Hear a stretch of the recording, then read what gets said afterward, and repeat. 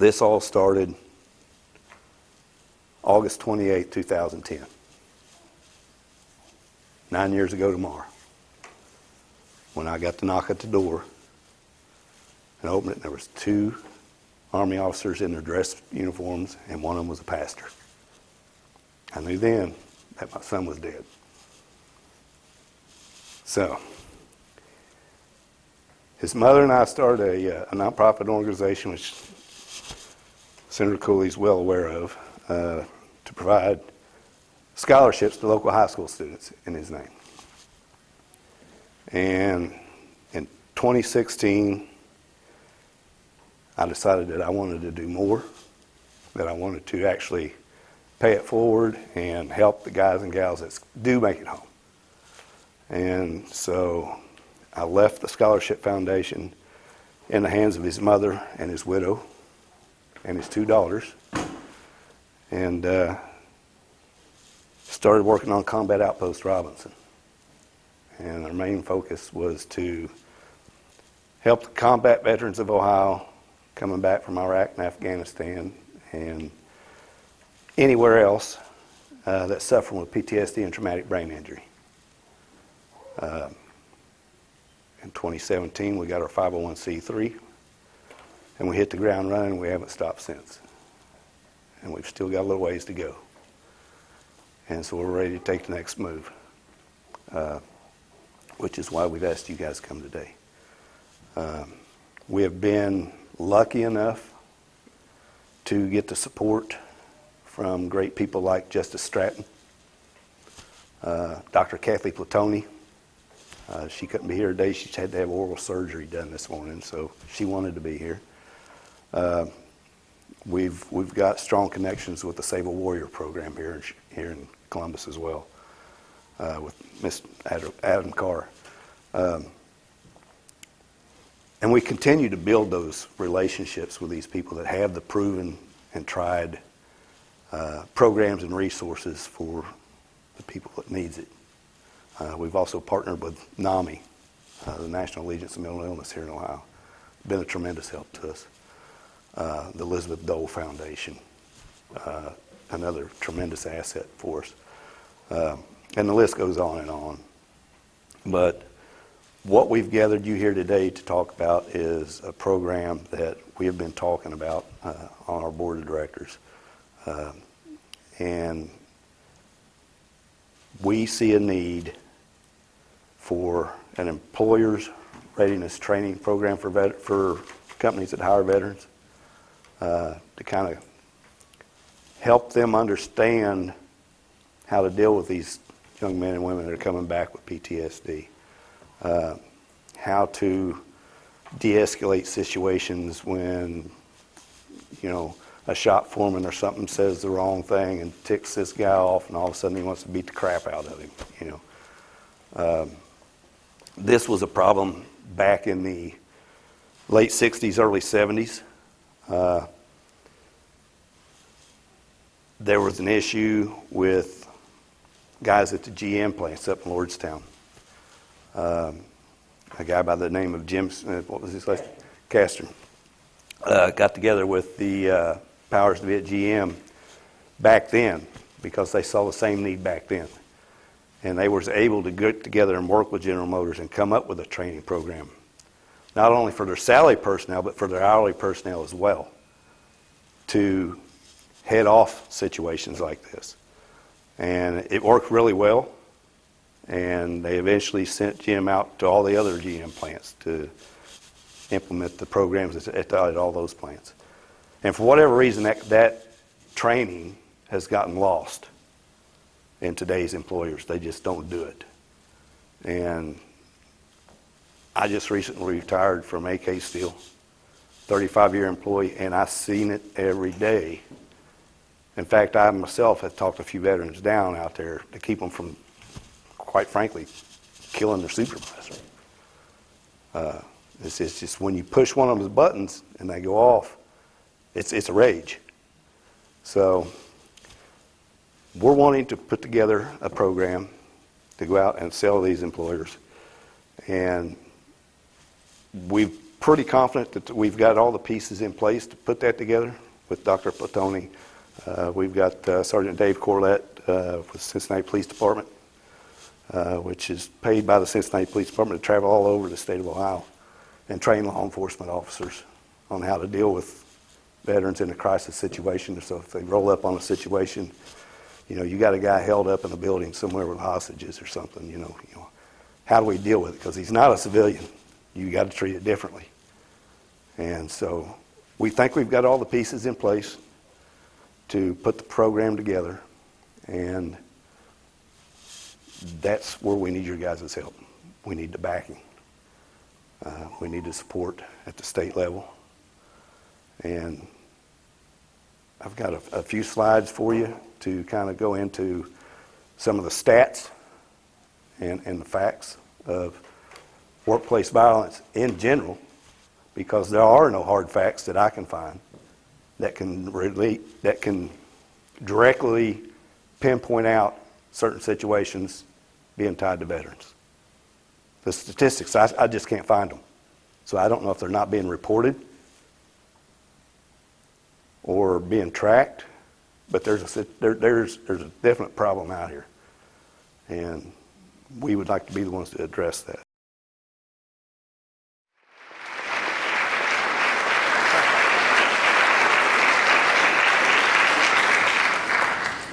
Sergeant, attention! Sergeant, what makes the green grass grow? Blood, blood, blood, blood! What's the spirit of the warrior? Kill, kill, kill without mercy! What are the two types of people in this world? The quick and the dead! What are you? The quick! What are they? The dead! Sergeant, let me hear your war cry! Ah! What you just saw was a small part of the training I received while I was in the United States Army. I joined just after September 11th. They train you to harness a deep inner rage, a hidden rage, a rage that most people don't even know they have. In combat, that rage can keep you alive, but at home, that rage can kill you. Let me back up a second and tell you why I joined the Army. Most of you can probably remember where you were on September 11th. I will remember for the rest of my life. I was working as a forklift operator, just out of high school. I'm driving around and everyone disappeared. I don't know where anybody is. So I head up to the front of the building and everybody's around a small 13-inch TV. As I walk up, I watch the second plane hit the Twin Towers. I knew at that moment that I was going to join the military. Before I made it to Iraq, I spent about a year in Central America. It was beautiful. This is the upside to the Army. You get to see the world. I spent about a year bouncing around the jungles of Panama, Nicaragua, Honduras. I fell in love with the culture. I got to see and try new things. I even got to swim in the Atlantic and the Pacific in the same day without getting on an airplane. The good times didn't last, though. In 2004, my unit received orders to deploy to the Middle East in support of Operation Iraqi Freedom. We were going to be stationed in Tikrit, Iraq.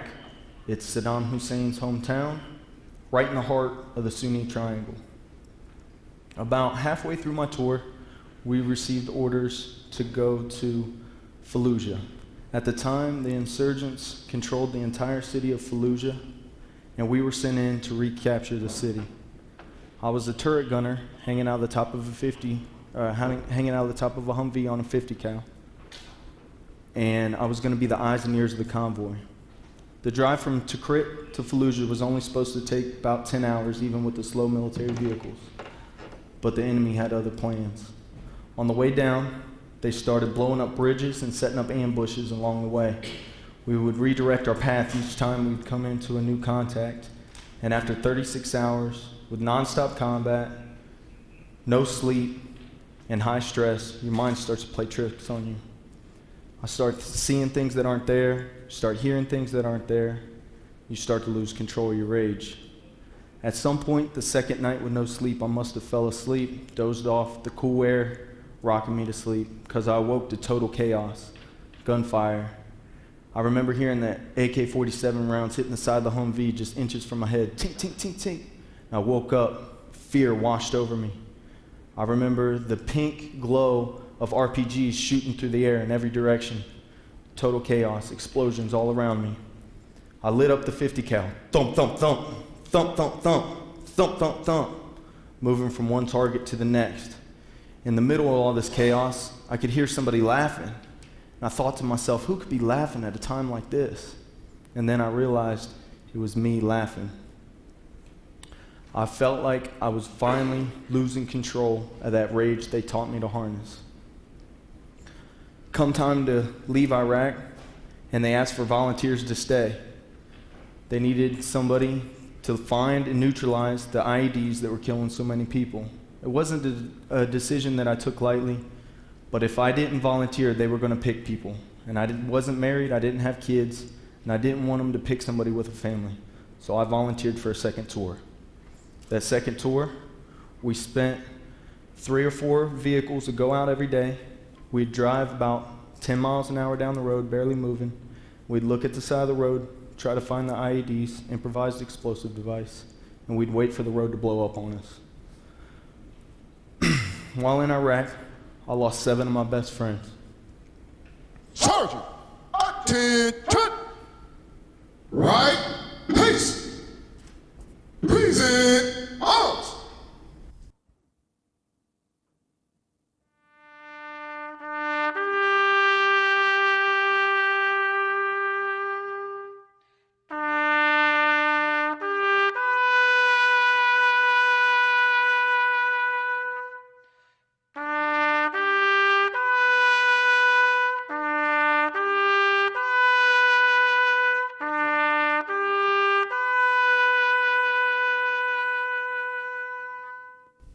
What up? Arms! Let peace!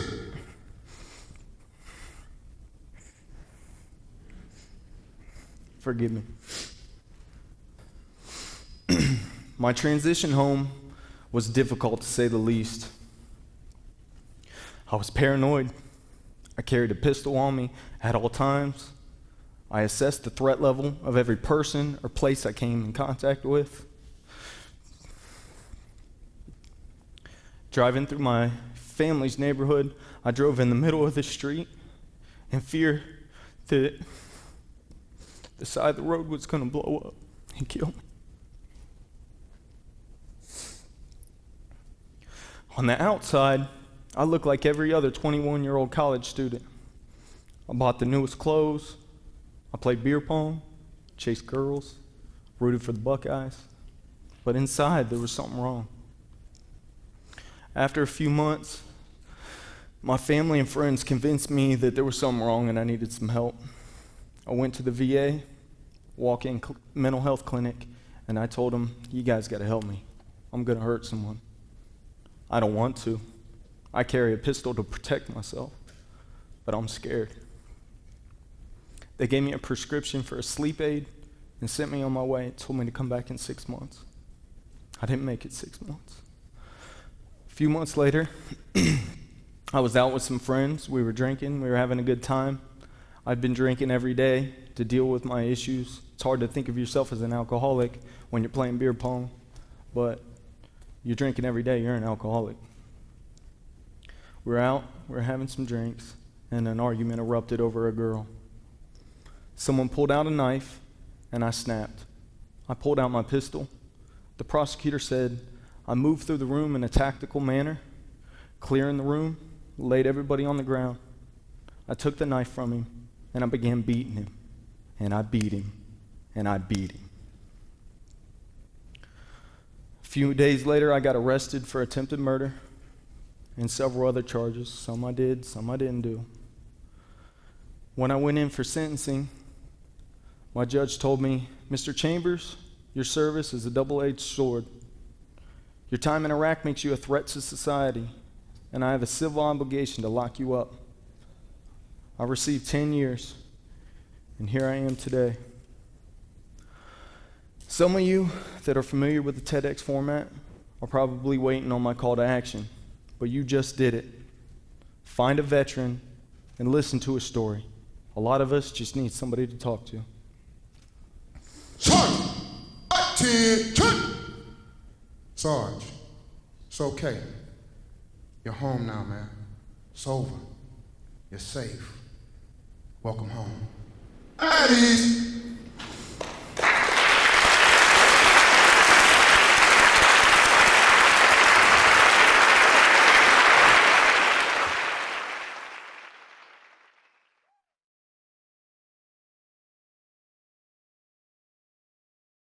HR 7141 was enacted by the 115th Congress second session, November of last year.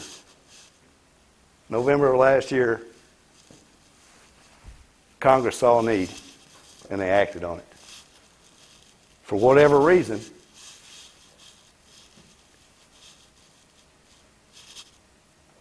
this bill only covers health care and social services. Why is beyond me. Why would you not enact a bill like this to cover all employers? Makes no sense. But nonetheless, they saw a need. 730,000 cases in the healthcare workplace assaults over a 5-year span from 2009 through 2013. This is all based on the Bureau of Justice Statistics data. Statistics reported 69% of all workplace violence injuries caused by persons in 2016, 5 times as likely to suffer in workplace. Okay. 47% of emergency room doctors physically assaulted at work. 8 in 10 reported. It's just mind-boggling that number even exists. I mean, who would ever thought of attacking your ER doctor? That's just crazy. Workplace violence in healthcare and social services sectors increasing 63%. 63% increase between 2006 and 2016, and they're contributing that due to underreporting. They're underreporting because they're reporting strictly to OSHA. It's been my understanding. But studies have demonstrated that workplace violence prevention programs tailored to the needs of specific work areas and state-based. That's key. To my opinion, from what I've talked to everybody that I've talked to that's had any kind of dealings with any kind of training like this, they've all said the same thing. Each program has to be tailored to the needs of the specific work. And I totally agree with that. Workplace violence prevention legislation strongly associated with reductions in workplace violence. Proper staffing, training, appropriate staffing levels, sufficient resources. It's all evidence-based practices in the provisions of services. Communications with patients using the de-escalation techniques we just talked about can reduce the risk of safety of both patients and the staff in health. That does not only pertain to the healthcare industry, in my opinion. That should be across the board. Across the board. That line of communication with the de-escalation techniques has got to be able to reduce safety factors in any industry. The latest on workplace violence statistics, just updated in April this year. 2018-19, many businesses continued underreporting non-fatal injuries and illnesses. It creates a misleading picture of violence in the workplace due to not acknowledging the issue. And I see that every day in the steel mill. This results in businesses failing to adequately protect their employees. That should not be allowed. OSHA has raised concerns with regard to the latest workplace violence statistics on its page dedicated to violence at work. The organization claims nearly 2 million Americans, 2 million, report having been victims of workplace violence each year, but fears many cases go unreported and may well be justified. The number of reported non-fatal injuries and illnesses has failed to increase in subsequent years, implying that the practices of underreporting continues to this day. I don't know how they get away with underreporting, but they do. Workplace violence statistics and demographics.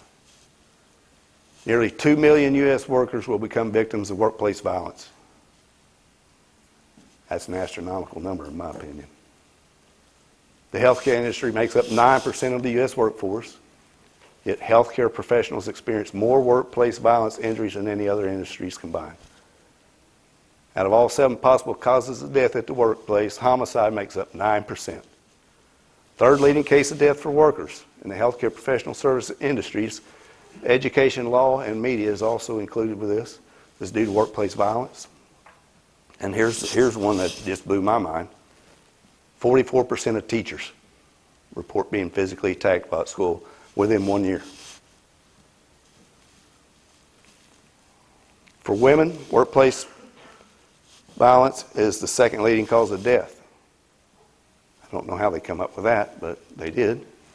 In 2014, almost 16,000 workers experienced workplace violence, 69% in the healthcare and social industry.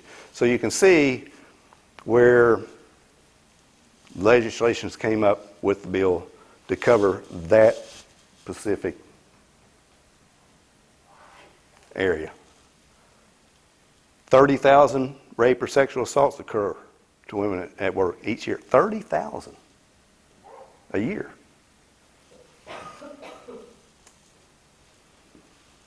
This one ought to come home. Workplace shootings and active shooters. With the recent shooting in the Oregon district. Might want to touch home here. Out of all mass shootings in 66, 27% occurred at workplaces. In 2018, there had been at least 18 mass shootings involving 4 or more victims, except for the suspect.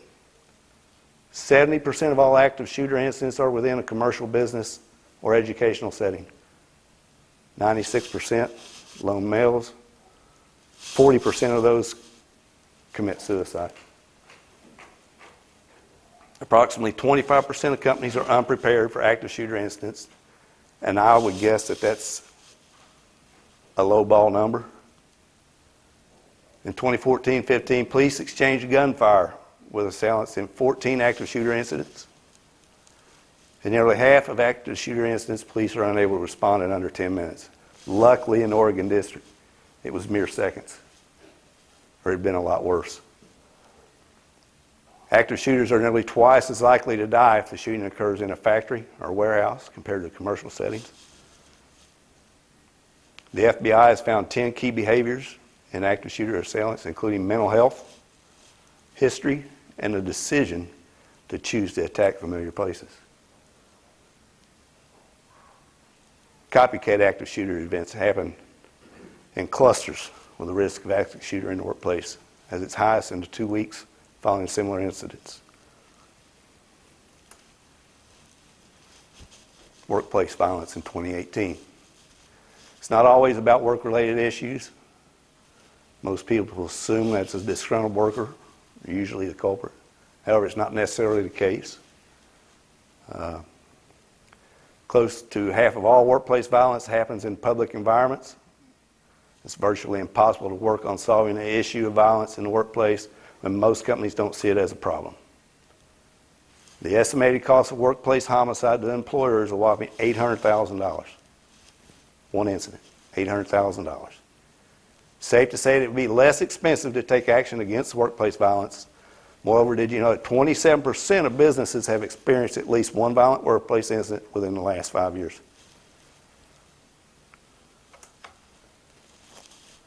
Surprising acts, workplace violence. There's a couple of examples here.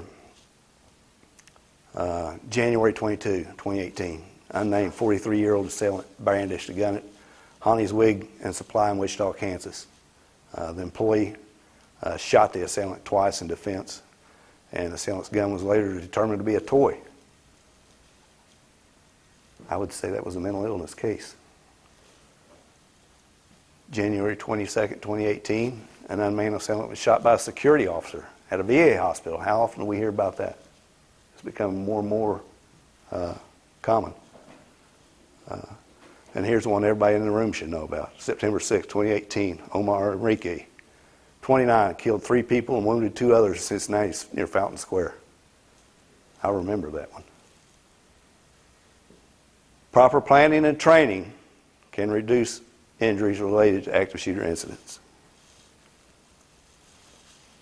This is a tragic story here, and there's just a little bit on this young man here.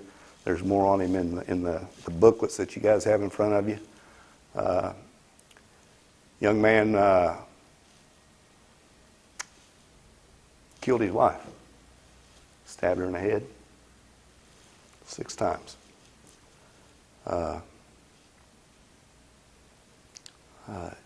In March of that year, he pleaded guilty, but mentally ill to the charges. His attorney claiming that post-traumatic stress disorder from his military service played a role in his actions. The judge sentenced him to 150 years in prison, with 70 of those years suspended, adding that there was no way for certain if it was PTSD, substance abuse, or other factors that led this young man to stab his wife 6 times in the neck and head as she slept.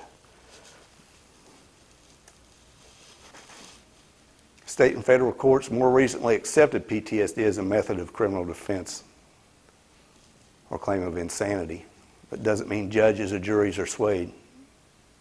A case study by the Journal of American Academy of Psychiatry and the Law found that defendants did not have more success in the court system with PTSD than with other mental disorders and insanity pleas. This is a failure of the system. This young man served in the military from February of 2000 until his general discharge in 2012. 12 years in the service. Then he was diagnosed with post-traumatic stress disorder. 3 medical professionals who evaluated him said that he had PTSD at the time of the stabbings. The defense rooted its argument in PTSD power to affect almost every aspect of veterans' lives. Doyle argued that the lack of intervention and oversight by medical providers and loved ones triggered the perfect storm that pushed him into abusing controlled substances, and we see that on a regular basis with our veterans. He tested positive for meth and other drugs hours after the stabbing was thought to have occurred. I had a young Marine reach out to us a little over a year ago, begging for help. His wife had just kicked him out of the house. He had nowhere to go. And he was suicidal. We was able to get him into the VA in Dayton. Got him into the substance abuse program, because in the process of getting him put in there, I discovered that he was using methamphetamines and alcohol. Got him into the VA. 3 weeks in, he checked himself out. Got a motel room and tried to hang himself. Luckily, we found out where he was at and got Dayton police involved, and they was able to get to him before he did die. Young man's done pretty good now, but it's just another example. Facts and fictions.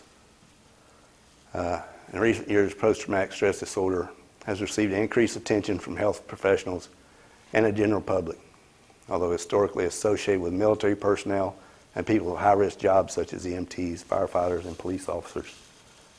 It has become more commonly known that PTSD can affect anyone with experience in traumatizing events. In the article that this came out of, they presented statistics and facts that look more in depth, and those are in the handout that you guys have in front of you. What is PTSD? Well, according to the Nebraska Department of Veterans Affairs, in the U.S., it's thought that 70% of Americans have experienced it at least one traumatic event. Of these individuals, 20%, or roughly 44.7 million Americans, have previously struggled or are currently struggling with the symptoms of PTSD, at any given time. 8% of Americans are living with PTSD symptoms. They include intrusive memories, upsetting dreams, reoccurring flashbacks about the event, avoiding the memory of the event, or places and people that remind you of the event, negative changes in thinking or mood, feeling numb, sad, low self-esteem, feeling hopeless, changes in emotion, reaction, irritable, angry, outbursts, feeling guilty or ashamed, being easily frightened. And there it is again, reliance on substances such as alcohol and drugs.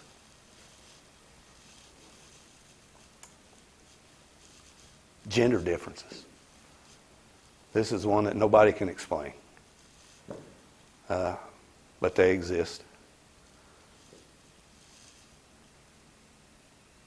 10.4% of women are more likely to develop PTSD than men. Like I said again, nobody knows why. For the women, it's usually a traumatizing a sexual event. And men are more likely to experience combat-related events or serious accidents. Okay, further research is needed. Some suggest either gender differences in pre-existing mental illness, for example, depression, or difference in the way men and women just process events. And here's the veteran statistics. Researchers collected data on veterans, found that certain factors make experiencing PTSD symptoms post-service more likely. Some of the factors: longer deployment times. The typical deployment today is 12 months.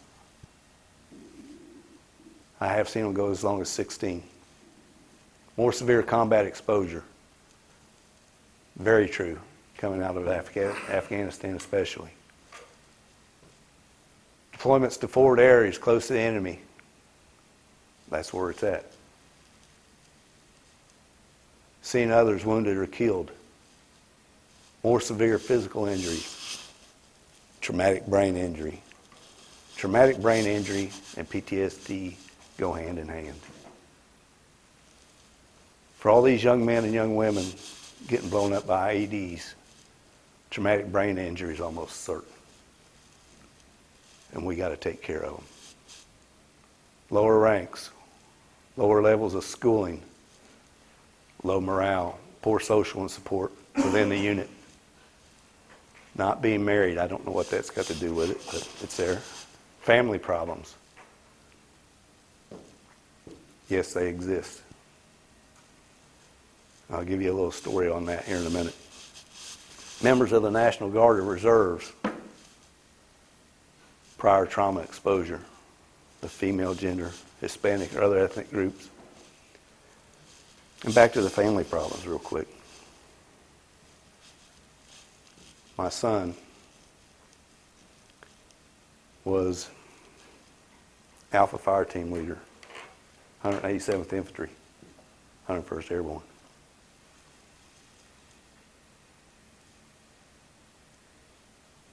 He had a saying that he would always say to his men when they were out on patrol. If he noticed they didn't have their head in the game, that they wasn't paying attention to what they were supposed to be paying attention to, he knew that they were having problems at home. And most likely they'd been on to the phone or Facebook or whatever with their wife or their girlfriend or whatever prior to going out on patrol. And he would just look at them and he would say shabooms. That was his way of telling them, get your head out of your ass before you get us all blowed up. It does exist.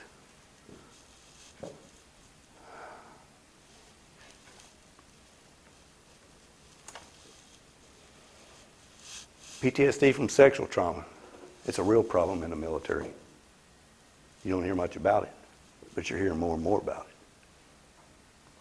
We've got a young lady that comes to us on occasion that was raped by her commanding officer.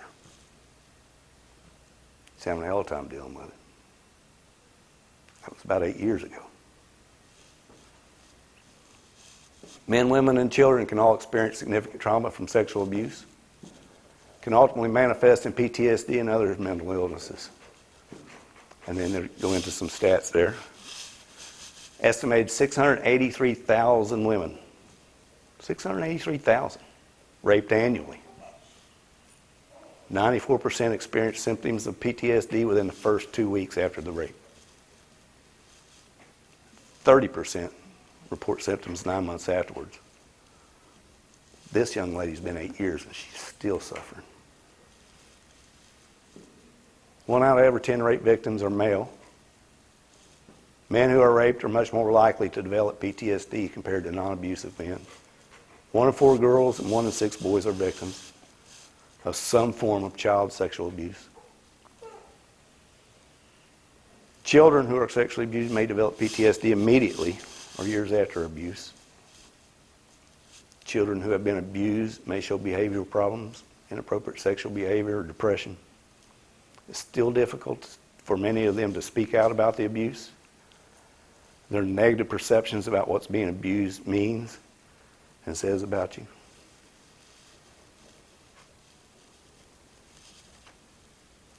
And then we get to the PTSD and the suicides. PTSD symptoms can be unbearable at times, which makes the individual feel like they'll never be rid of their symptoms, regardless of pre-existing conditions. The risk of suicide is higher among those who have PTSD compared to individuals without. For combat veterans, possibly 5,000 to 8,000 suicides occur annually. Although higher than rates among the general public, it's not astronomically higher like once previously thought.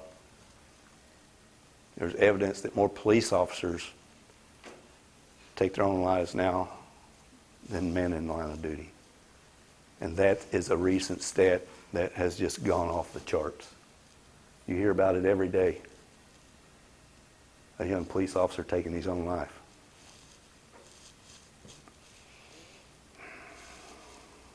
These people need help.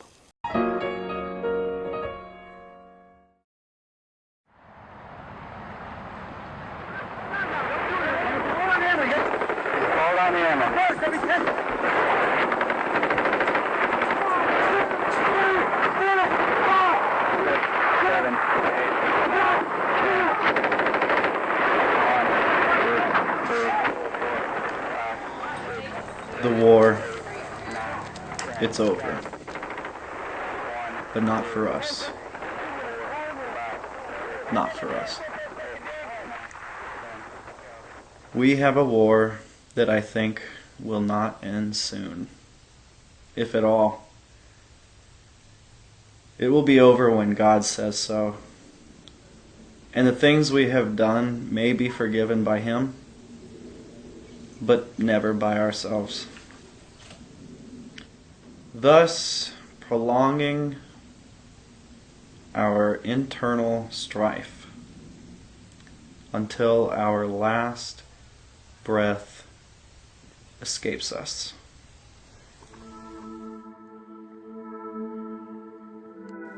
On April 7, 2003, Lance Corporal Ian Welch was on his first combat tour in Iraq. Marines from 3rd Battalion, 4th Regiment, were outside Baghdad waiting to storm across the Diyala Bridge and seize Saddam Hussein's capital. Lance Corporal Welch was sitting next to an armored vehicle, called a track, when an artillery round exploded behind him, changing his life forever. It was red, gray, and then black. And then everything was black. It was completely silent. There was no noise. All I remember in that split second was red, gray, black. And then nothing. I remember looking down, and I looked at my hands, and they were covered in the blood that was coming out of my ears, and I really thought that I was dead. The track looked like God took a can opener to this thing. It was just destruction.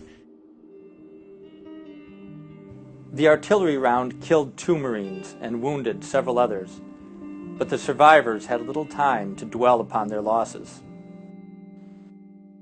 We still need to attack the city and snap out of it, and we're told, hey, relax, you got 5 minutes. Smoke your smokes, relax, think about it, and we're taking this city, and we're taking that bridge. Lance Corporal Welch didn't know it at the time, but the explosion had set him on a journey that would upend his life. He did 2 more combat tours of Iraq over the following 2 years, and he started to experience an expanding array of symptoms, from insomnia and anxiety to dizziness and vomiting. Eventually, he was diagnosed with traumatic brain injury, or TBI, as well as post-traumatic stress disorder, PTSD. Military doctors determined that he was 100% disabled. There was a big difference in my life before and after the explosion in 2003. In my heart, I felt that I died that day.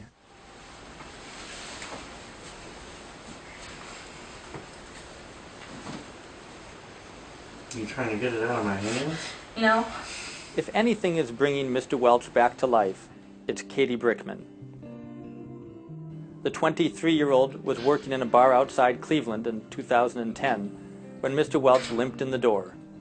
He walked with a cane, the result of injuries in boot camp in Iraq. His arms were adorned with tattoo memorials to lost friends. She wept as he talked of war and loss. She decided that night he was the man she would someday marry. His amnesia was so severe that he worried he wouldn't remember her the next time they met. So he finally came in and I was working and I was just about to get off work and I just ran up to him and I said, "Hi Ian, you remember me?" And I gave him this big hug and he gave me a hug and we talked throughout the night. Katie is my girlfriend. She is also, now she is also my caretaker. And she gets a stipend. This is through the VA. However, that is just 5% of what I see in her. To me, she's just the light of my life. You know, she's just wonderful. Ms. Brickman makes sure he gets to his doctor's appointments. She calms him when his PTSD flares up into panic and anger.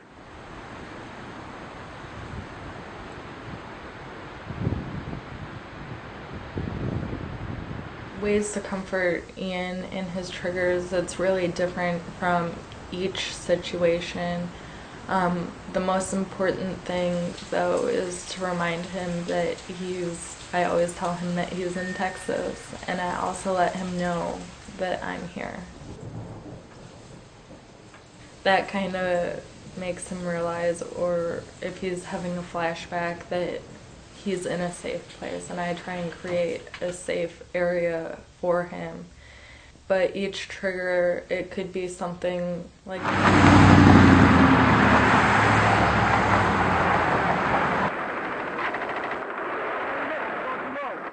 I know that Ian will always have his PTSD, but I do believe that there will be progress with his anxiety and with his triggers, where right now he's terrified of thunderstorms, but I could see in a year or so that he won't be falling to the ground when he hears thunder. I know it will still be difficult, but I think that he'll learn to manage it more. You know, PTSD, yeah, it sucks and it limits my life and it stops me from going out and enjoying certain things, but I want to go back so bad. It broke my heart that I got out of the Marine Corps, that I was medically discharged. It broke my heart. When you get home, you do have all the time to think about it because you're the only one up at night. because it's always quiet. And when silence comes, it's the loudest in your head. I mean, that's when all the screaming comes, and that's when all the conversations you had, and that's when all the guilt trips you get, and oh man, if I would have done this differently, then he would have survived, and all these things, and and that's something that warriors have dealt with for all time. I want to go back. I want my Marines back, and I want to be a hero.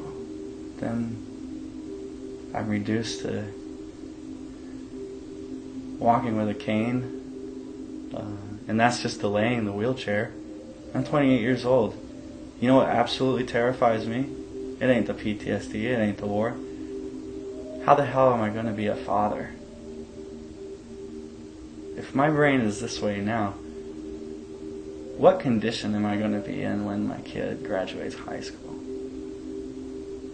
Am I going to be able to even walk my daughter down the aisle? Or is she going to have to push me in the wheelchair down the aisle? Veterans understand the dangers and the horrors of war, but combat veterans especially, veterans understand that combat veterans are in a separate group, I sit next to Senator Hoagland, and for those of you who don't know, Hoagland was Senior Chief on SEAL Team 6. So, he's my hero, but I always tell him thanks for having a nightmare so I don't have to, and Jim and his family have lived a nightmare ever since Jimmy's death, it's really rough, but Jim's reached out to all my Gold Star families afterwards, and he's always talking to them, whether they want a road named after their son. We have some of them that it'd just be too painful for the family, so we don't do it. But some of the stuff we've worked on, and I haven't had a chance. Who's coordinating everything? Because Senator Hoagland, we were successful in the past budget. This magnetic resonance imaging that they're doing, they think that may be an opportunity to kind of reboot the brain and help alleviate some of these problems of post-traumatic stress. Who's helping coordinate to make sure that our combat veterans especially know that that's there and know that they can participate in that program? Is that some people in your group are working on that? We've read about it, but as far as it's gotten with us, I'm going to have you sit down with Senator Hoagland and absolutely, people would welcome that. We'll get you into that. One of the other things we're doing we're starting, hopefully spread statewide, is part of this. We're doing this Work Plus program at Miami University to take people and they work and go to get their degree, right, and they live in a supportive housing arrangement. In the housing arrangement, we've met with Jim and Monique Brown, and they have a great program about life skills and things like that. That's our veterans would bring a tremendous amount by participating in that program, and I'll coordinate with you to make sure that they know that option is there for them. Those are all good resources. Yeah. But right now, we're more focused on putting a training program together, getting it out to the employers, and we got to sell it to them. There's no other way to do it. How can we help you with that? Support at the state level. We're going to need funding because I think most of you in here know Dr. Platoni. She don't work for free. And she is God love her. I don't know how she does it. I mean, she runs 36 hours a day. I mean, she's on the go nonstop. And let's get with her and set the, how does she want to proceed? Do we want to do it? Well, right now she's tied up with the Oregon District. Right. With all the first responders. Yeah, she's swamped with that right now. But she's also swamped with the VA patients as well. So her time's going to be limited with us. But with her help. So I can give you a good resource for the VA, which is my wife, Dr. Heather Robinson. She's actually the director of the trauma recovery, which specializes in PTSD and sexual trauma. Okay. I'll give you her information before I leave. Yeah, absolutely. Absolutely. She teaches her first responders class together. Okay. And we talks about. And I know we deal with Michael Turner there at the Dayton VA. Yeah. And then she's always willing to help. And Yeah. whatever you need, she can assist you. Absolutely. So she may afterwards, but. That's okay. We'll cross that bridge when it gets there. I have a question about your end game with the employer. Mm-hmm. You have your employer who has, say, we've got this developed and in their hands. Mm-hmm. And the employer is going to provide that training voluntarily or mandatory to the employees. And how do you make an employee say, I have PTSD, I have issues, I want this training? No, that's Am I you've looking at it wrong? Yeah, you've misunderstood it just a little bit. It has to be voluntary at this point, unless it's in the healthcare industry. Right. Then they're mandated. It would be ideal to see that bill expanded to cover every employer, which, like I said in the presentation, I don't know why it wasn't. Maybe because the healthcare statistics were so high. But, if you're going to do it, why not do it across the board? But it is what it is at that point. So right now, you're only looking at healthcare? No, we're looking at everybody. So Ford Motor Company? Yeah, Ford Motor Company, General, McDonald's, AK Steel, anybody. Fuyo. They need some help. Exactly.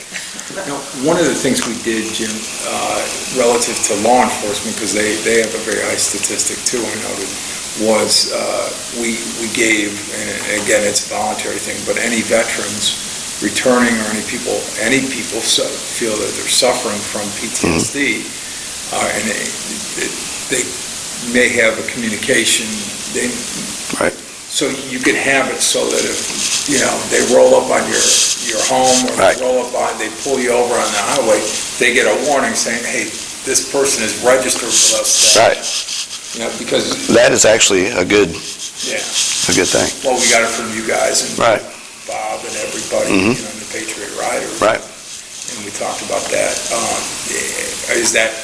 That has been helping somewhat? Sure. Okay. Sure, but it goes hand in hand with the work that Sergeant Corlett's doing as well, where he's going out into law enforcement agencies and teaching their patrol officers how to deal with a veteran when they roll up on the situation, because you can't treat them like they're a civilian.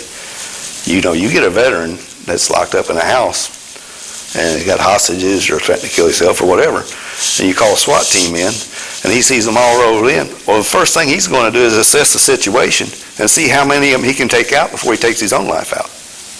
That's different from a civilian. So it's a totally different situation. And it's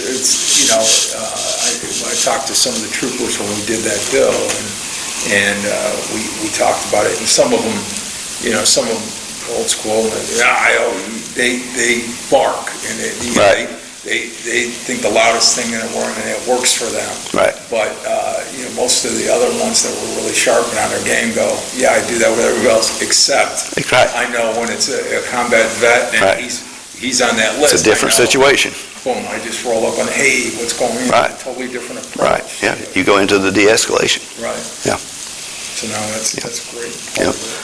But back to your question on the training program that we're looking at doing, it's mostly to train frontline supervisors and managers on how to properly treat a veteran. I mean, treat them, define that word for me. you're not going to be able to treat them like your average 20-year-old kid. Okay? Goes back to the problem I had in Lordstown back in the 70s. If you get a frontline supervisor that wants to play, I'm the boss, you're going to do what I tell you to do, you know, and you're constantly hammering on. Sooner or later, that veteran's going to snap. He's going to beat the shit out of him. Or kill him. These guys that's coming home today, they're trained to kill. I was an 18-year-old little whippersnapper. Mm-hmm.